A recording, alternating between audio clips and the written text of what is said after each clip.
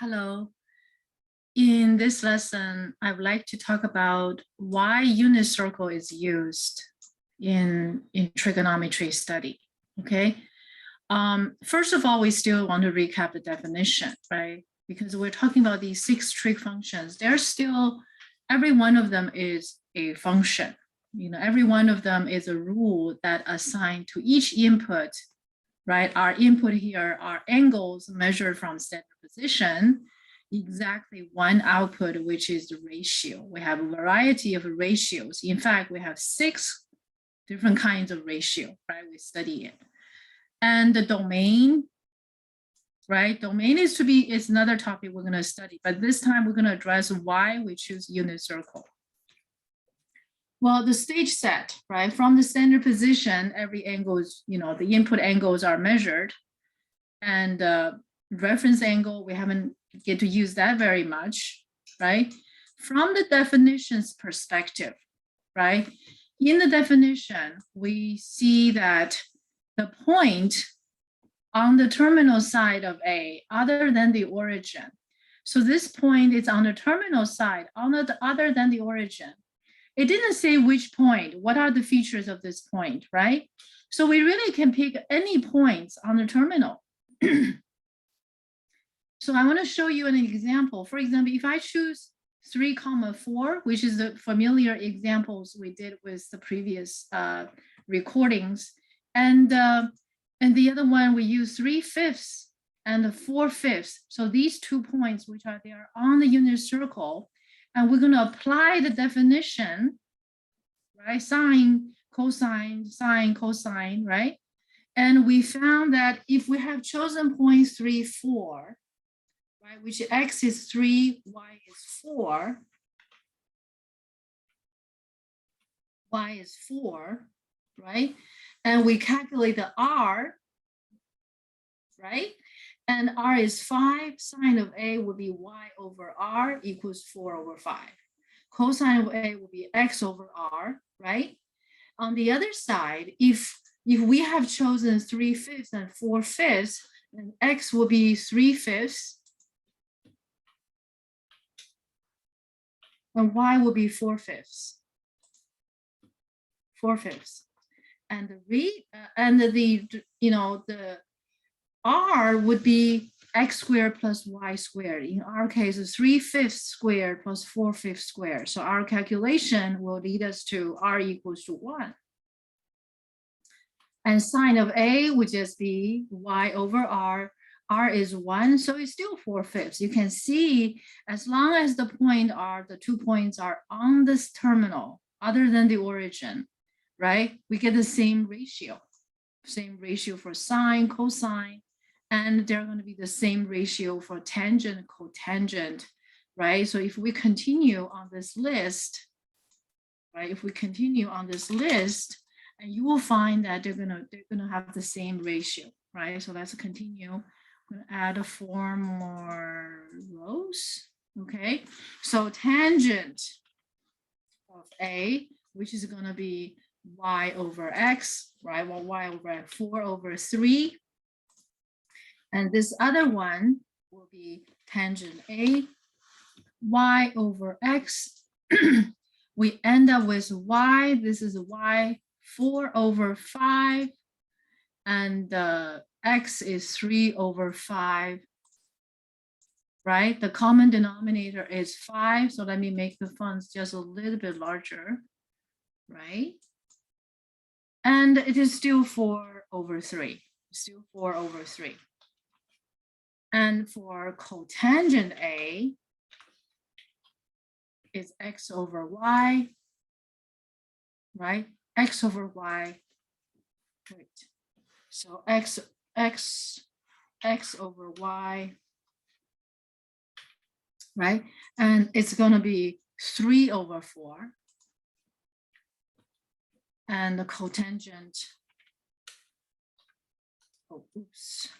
cotangent A is going to be, okay, complex fraction x over y. So this is x and that's y. You can see they're proportional. Okay, so that's equals to still 3/4. And cosecant and secant, cosecant is just the reciprocal of sine, right? And secant can be done very similarly. Okay, so we know that cosecant is the reciprocal of sine, which is 5/4. And with the other one, you know, it's the same thing. It's really the same thing, which I'm going to just quickly put together here. That's going to be 5/4. So it doesn't matter which point we have chosen on the terminal, okay? And let's finish up this secant A, and that's going to be the reciprocal of cosine, so that's going to be 5/3, right? And on the other side, it's the same thing. Okay, the same thing, exactly the same thing. So that's why we chose a unit circle. We choose a unit circle for another benefit. If the unit circle is chosen, R will be equals to 1, right? So the radius will be equals to 1, right? So where do we have the radius here, right? Well, if R is 1, cosine A will be Y, right?